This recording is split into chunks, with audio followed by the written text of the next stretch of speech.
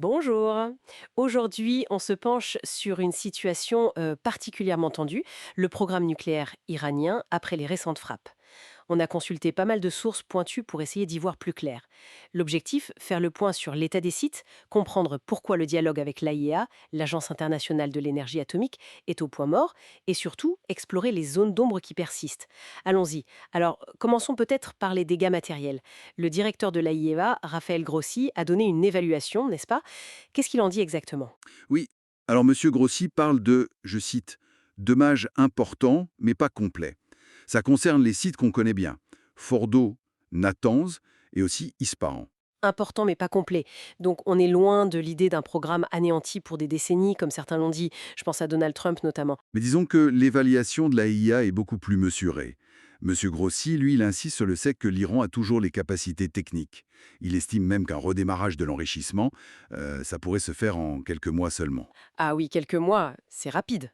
Donc les compétences et une partie des machines seraient toujours opérationnelles en quelque sorte, hein. C'est exactement ça. Les infrastructures sont touchées, certes, mais pas détruites au point d'empêcher une reprise. Le savoir-faire, lui, il est intact. D'accord. Et ça nous amène directement à la question vraiment cruciale. Les stocks d'uranium. L'Iran en avait accumulé pas mal, enrichi à un niveau déjà élevé, hein. Oui, et c'est un point central, on parle de plus de 400 kg enrichis à 60%. C'est un seuil très très préoccupant. 60%, juste un pas avant les 90% nécessaires pour une arme, si je comprends bien. C'est ça. Techniquement, passer de 60 à 90%, c'est relativement rapide. Et avec 400 kg à 60%, théoriquement, ça donne de quoi fabriquer plus de 9 bombes nucléaires. Plus de 9 bombes. Le chiffre est énorme. Alors, la question à 1 million, où est cet uranium? Les Américains semblaient dire qu'il n'avait pas été déplacé avant les frappes. C'est l'affirmation du président américain, oui. Il a souligné que déplacer une telle quantité discrètement et rapidement, c'était logistiquement très compliqué, voire impossible sans que ça se sache. Mais Téhéran ne dit pas du tout la même chose. Pas du tout, non. La version iranienne est radicalement différente. Mohamed Eslami, qui dirige l'organisation atomique iranienne, a affirmé quasi immédiatement que l'uranium était dans le lieu sûr. En lieu sûr, comment ils ont donné des détails? Alors là, c'est là que ça devient mystérieux. Mhm. Eslami a parlé d'un troisième site d'enrichissement, un site dont on ignorait l'existence et dont l'emplacement reste secret. C'est là que l'uranium aurait été mis à l'abri. Un troisième site secret. Mais ça change tout. Ça voudrait dire qu'une partie du programme échappe totalement au radar? Exactement. Si c'est vrai, ça pose un problème majeur de surveillance. Et l'inquiétude est d'autant plus grande que, depuis le 10 juin, la IEA n'a plus accès pour vérifier quoi que ce soit sur ses stocks. Justement, parlons-en de l'AIEA. La coopération est complètement rompue, c'est ça? Oui, officiellement suspendu par l'Iran. Le Parlement iranien a voté une loi, validée ensuite par le Conseil des gardiens.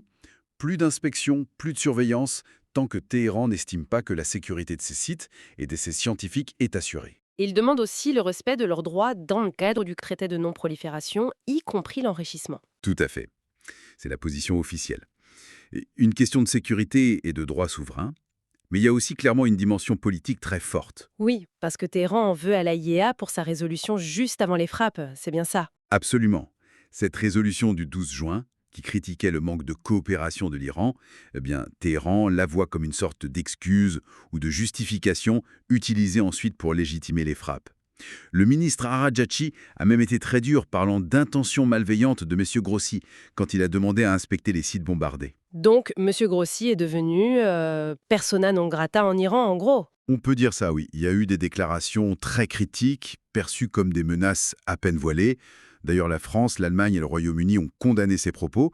L'Iran accuse même M. Grossi de collaborer avec Israël en brandissant des documents prétendument secrets, ce que M. Grossi nie totalement, bien sûr. Quelle escalade.